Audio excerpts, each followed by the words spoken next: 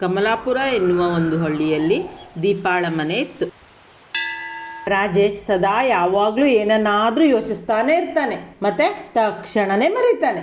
ಒಟ್ನಲ್ಲಿ ಹೇಳಬೇಕಂದ್ರೆ ಇವನ್ ತಲೆ ಮೇಲೆ ಯಾವಾಗಲೂ ಒಂದು ಪ್ರಶ್ನಾರ್ಥಕ ಚಿಹ್ನೆ ತೇಲ್ತಿರತ್ತೆ.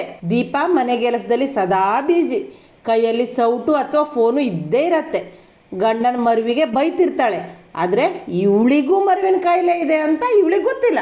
ಈ ಮನೆ ನಿಜವಾದ ಬಾಸ್ ಅಂದರೆ ಮಿಂಚು. ಇದು ಕೇವಲ ಮಾತನಾಡೋ ಗಿಳಿಯಲ್ಲ, ಮನೆಯಲ್ಲಿ ಯಾವುದೇ ಪಂಜರ ಇಲ್ದೇನೆ ಸ್ವತಂತ್ರವಾಗಿ ಹಾರಾಡ್ಕೊಂಡು ನಡೆಯೋ ಪ್ರತಿ ಪ್ರಹಸನಕ್ಕೂ ಕಾಮೆಂಟ್ ಮಾಡೋ ಕಾಮೆಂಟೇಟರ್.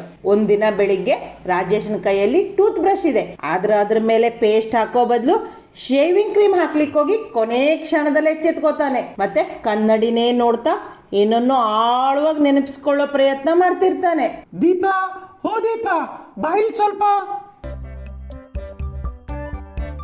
ಏನಾಯ್ತ್ರಿ? ಬೆಳಗ್ಗೆ ಯಾಕೆ ಕನ್ನಡಿ ನೋಡ್ಕೊಂಡು ಕನ್ಫ್ಯೂಸ್ ಆಗಿದ್ರಿ? ಅಲ್ಲ ದೀಪಾ, ಏನ್ ಸ್ಪೆಷಲ್ಲು? ನಿನ್ನೆ ರಾತ್ರಿ ಮಲಗೋವಾಗ ಏನೋ ಮಾಡಬೇಕು, ಇವತ್ತು ಬಹಳ ಮುಖ್ಯವಾದ ದಿನ ಅಂತ ಅನ್ಕೊಂಡಿದ್ದೆ. ಕ್ಯಾಲೆಂಡರ್ನಲ್ಲಿ ರೆಡ್ ಮಾರ್ಕ್ ಕೂಡ ಮಾಡಿದ್ದೆ ನೋಡು. ಗೋಡೆ ಮೇಲಿರೋ ಕ್ಯಾಲೆಂಡರ್ ಮೇಲೆ ಕೆಂಪು ಬಣ್ಣದ ರೌಂಡ್ ಹಾಕಲಾಗಿದೆ, ಆದ್ರೆ ಅದರಲ್ಲಿ ಏನೂ ಬರ್ದಿಲ್ಲ. ನನಗೆ ಗೊತ್ತಾಗಬೇಕು, ನನಗೇನು ಗೊತ್ತಿಲ್ಲ. ನಿನ್ನೆ ನೀವೇ ತಾನೇ ಹೇಳಿದ್ದು ನಾಳೆ ಒಂದು ಸರ್ಪ್ರೈಸ್ ಇದೆ, ನೆನಪು ಮಾಡು ಅಂತ. ಹೋಗ್ಲೇ ಬಿಡು, ನೆನಪಾದಾಗ ನೋಡೋಣ. ಇಬ್ರು ಕಣ್ಣು ಮಿಟಕ್ಸ್ತಾ ಒಬ್ಬರನ್ನೊಬ್ರು ನೋಡ್ಕೋತಾರೆ. ನಿನ್ನೆ ಹೇಳಿದ್ರಿ ಸರ್ಪ್ರೈಸ್ ಸರ್ಪ್ರೈಸ್. ಬೆಳಗಿನ ತಿಂಡಿ ಸಮಯ. ದೀಪ ಗ್ಯಾಸ್ ಸ್ಟವ್ ಮೇಲೆ ತವಾ ಇಟ್ಟಿದ್ಲು. ಒಂದು ಸೌಟ್ ಹಿಟ್ಟಾಕಿ ರೌಂಡಾಗಿ ದೋಸೆ ಮಾಡಿದ್ಲು. ಅಷ್ಟರಲ್ಲಿ ಅವಳ ಫೋನು ರಿಂಗ್ ಆಗತ್ತೆ. ಹಲೋ ರಮ್ಯಾ, ಏನ್ ಸಮಾಚಾರ? ಹೌದಾ, ಆ ಹೊಸ ಸಾರಿ ಅಂಗಡಿನಲ್ಲಿ ಡಿಸ್ಕೌಂಟ್ ಇದೆಯಾ? ಅಯ್ಯೋ, ನನಗೆ ಗೊತ್ತೇ ಇಲ್ಲ. ಇವತ್ತು ಹೋಗೋಣವಾ? ದೀಪ ಮಾತಾಡ್ತಾ ಅಡುಗೆ ಮನೆಯಿಂದ ಹಾಲ್ಗೆ ಬರ್ತಾಳೆ. ಮಾತಿನ ಬರದಲ್ಲಿ ದೋಸೆ ವಿಷಯ ಸಂಪೂರ್ಣವಾಗಿ ಮರ್ತೋಗತ್ತೆ. ಸ್ಟವ್ ಮೇಲಿದ್ದ ದೋಸೆ ನಿಧಾನವಾಗಿ ಬಿಳಿ ಬಣ್ಣದಿಂದ ಕಂದು ಬಣ್ಣಕ್ಕೆ ಹೋಗಿ ಕಪ್ಪು ಬಣ್ಣಕ್ಕೆ ತಿರುಗತ್ತೆ. ಅದರಿಂದ ಜೋರಾಗಿ ಹೊಗೆ ಎಳಲಿಕ್ಕೆ ಆರಂಭಿಸತ್ತೆ. ಹೊಗೆ ವಾಸನೆ ರೂಮ್ನಲ್ಲಿದ್ದ ರಾಜೇಶ್ನ ಮೂಗಿ ಬಡಿಯತ್ತೆ. ಅವನು ಗಾಬರಿಯಿಂದ ಓಡ್ ಬರ್ತಾನೆ. ಗ್ಯಾಸ್ ಆಫ್ ಮಾಡಿ ಕಾವಲಿಯಲ್ಲಿದ್ದ ವಸ್ತು ನೋಡ್ತಾನೆ. ಅದು ದೋಸೆನೋ ಇಲ್ಲ ರಸ್ತೆಗೆ ಹಾಕ್ಲಿಕ್ಕೆ ತಂದು ಡಾಂಬರು ಅಂತ ತಿಳಿದದ್ದಷ್ಟು ಕಪ್ಪಗಾಗಿತ್ತು.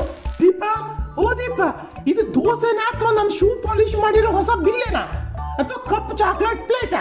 ಹೋಯ್ತು, ದೋಸೆ ಹೋಯ್ತು, ಕಲಿಗ್ಲು ಬಂತು.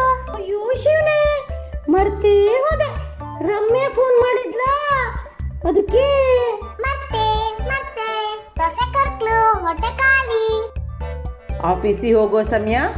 ರಾಜೇಶ್ ಲ್ಯಾಪ್ಟಾಪ್ ಬ್ಯಾಗ್ ಹಿಡ್ಕೊಂಡು ನಿಂತಿದ್ದ. ಅದ್ರ ಮುಖದ ಮೇಲೆ ಅದೇ ಹಳೆ ಪ್ರಶ್ನಾರ್ಥಕ ಚಿಹ್ನೆ. ದೀಪಾ, ನನ್ನ ಬೈಕ್ ಕೀ ಎಲ್ಲಿದೆ? ನಿನ್ನೆ ನೀವೇ ಆಫೀಸಿಂದ ಬಂದ್ಮೇಲೆ ಫ್ರಿಡ್ಜ್ ಮೇಲೆ ಇಟ್ಟಿದ್ರಿ ನೋಡಿ, ಅಲ್ಲೇ ಇರತ್ತೆ. ಇಲ್ಲ ದೀಪಾ, ಇಲ್ಲಿಲ್ಲ. ಸರಿಯಾಗಿ ಒಂದೇ ಜಾಗದಲ್ಲಿ ಇಟ್ರೆ ಏನೂ ಕಳಿಯಲ್ಲ. ರಾಜೇಶ್ ಹಾಲ್ನಲ್ಲೆಲ್ಲಾ ಕಡೆ ಹುಡುಕ್ದ, ಫ್ರಿಡ್ಜ್ ಮೇಲೂ ಹುಡುಕ್ದ. ದೀಪಾನು ಕೂಡ ಇಡೀ ಮನೆ ಹುಡುಕ್ಲಿಕ್ಕೆ ಪ್ರಾರಂಭಿಸಿದ್ಲು. ಇದೆಲ್ಲದನ್ನು ಮಿಂಚು ತಾಯ್ತು. ಅವರಿಬ್ರು ಪರದಾಟನೂ ನೋಡಿ ಎಂಜಾಯ್ ಮಾಡ್ತಿತ್ತು. ಕೊನೆಗೆ ಮಿಂಚು ಕರ್ಣೆ ಬಂದು ರಾಜೇಶ್ನಿಗೆ ಹೇಳ್ತು, ರಾಜೇಶ್ ಗಾಬರಿಯಿಂದ ತನ್ನ ಕೈಯನ್ನ ಪ್ಯಾಂಟಿನ ಜೇಬ್ನೊಳಗೆ ಹಾಕದ. ಆಗಲ್ಲಿ ಬೈಕಿನ ಕೀ ಸಿಕ್ತು. ನೀವೊಬ್ರು ಮೆಮೊರಿ ಲಾಸ್ ಕಿಂಗ್ ಕಣ್ರಿ. ನಿಮ್ ಮರವಿಗೊಂದು ಪ್ರಶಸ್ತಿ ಕೊಡಬೇಕು. ರಾಜೇಶ್ ಪೆಚ್ಚ ಮಕದಿಂದ ದೀಪಾಳ ನೋಡ್ದ.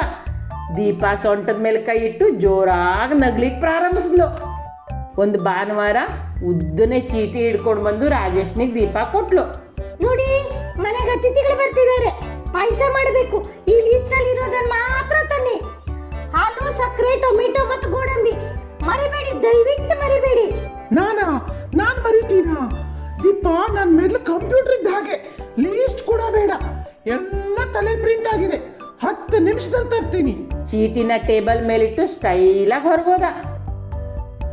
ರಾಜೇಶ್ ಮಾರ್ಕೆಟಿಗೆ ಹೋಗೋವಾಗ ಬಣ್ಣದ ಬಲೂನ್ ಮಾರುವವನು ಕಾಣಿಸ್ದ. ರಾಜೇಶ್ನಿಗೆ ಬಲೂನಿನ ಮೇಲೆ ಆಸೆ ಆಯ್ತು. ಅರ್ಧ ಗಂಟೆ ನಂತರ ಡೋರ್ ಬೆಲ್ ಸದ್ದಾಯ್ತು. ದೀಪಾ ಬಾಗಿಲು ತೆಗೆದ್ಲು. ಎದುರಿಗಿರೋ ರಾಜೇಶನ್ ನೋಡಿ ದೀಪಾಳಿಗೆ ಶಾಕ್ ಆಯ್ತು. ರಾಜೇಶ್ ಎರಡೂ ಕೈಯಲ್ಲೂ ಕೆಂಪುದ 5 ಬಲೂನ್ ಹಿಡ್ಕೊ ಬಂದಿದ್ದ. ಹಾಲು, ಸಕ್ಕರೆ, ಅದು ಅಂದ್ರೆ ರಾತ್ರಿ ಆಯ್ತು. ಊಟ ಮುಗಿಸಿ ಇಬ್ರು ಟಿವಿ ನೋಡ್ಲಿಕ್ಕೆ ಸೋಫಾದ ಮೇಲೆ ಬಂದ್ರು. ಇವತ್ತು ಇಂಡಿಯಾ ಪಾಕಿಸ್ತಾನ ಮ್ಯಾಚ್ ಇದೆ, ರಿಮೋಟ್ ಕೊಡು. ಯಾವ ಮ್ಯಾಚು? ಇವತ್ತು ನನ್ನ ಧಾರಾವಾಹಿನಲ್ಲಿ ಹೀರೋಯಿನ್ ಮದುವೆ ಆಗ್ತಿದೆ. ರಿಮೋಟ್ ನನ್ನ ಹತ್ರ ಇಲ್ಲ, ನಿಮ್ಮ ಹತ್ರನೇ ಇದೆ. ನನ್ನ ಕೈನಲ್ಲ ಹುಚ್ಚ, ನೋಡು ನನ್ನ ಕೈನು ಖಾಲಿ ಇದೆ.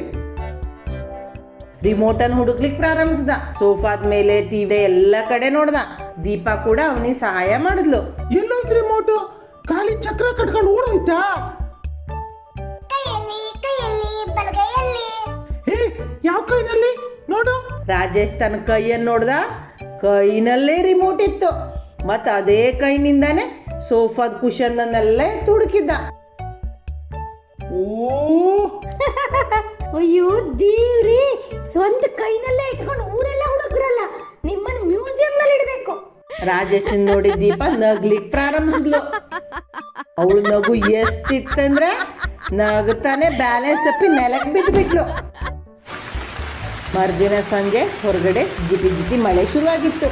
ವಾತಾವರಣ ಎಲ್ಲ ತಂಪಾಗಿತ್ತು.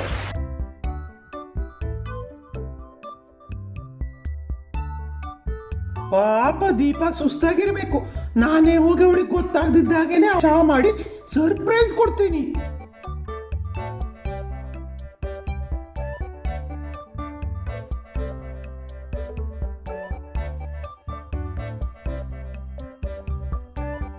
ಒಂದ್ ನಿಮಿಷ ಇಮೇಲ್ ಚೆಕ್ ಮಾಡ್ಕೊಂಡು ಬರ್ತೀನಿ. ರಾಜೇಶ್ 2 ಲೋಟ ಚಹಾ ಮಾಡಿ ಸ್ವಲ್ಪ ತಣ್ಣಗಾಗ್ಲಿ ಅಂತ ಅಲ್ಲೇ ಕೌಂಟರ್ ಮೇಲಿಟ್ಟು ಬಂದ. ಅದೇ ಸಮಯದಲ್ಲಿ ದೀಪಾ ಅಡುಗೆ ಮನೆ ಬಂದ್ಲು. ಅಲ್ಲಿ 2 ಲೋಟ ಬಿಸಿ ಚಹಾ ರೆಡಿ ಆಗಿರೋದನ್ನ ನೋಡಿದ್ಲು. ವಾವ್, ನಂಗಂತ ಇವರೇ ಚಾ ಮಾಡಿದ್ದಾರೆ. ಪಾಪ ತರ್ಲಿಕ್ ಮರ್ತೋಗಿದ್ದಾರೆ ಅನ್ಸತ್ತೆ.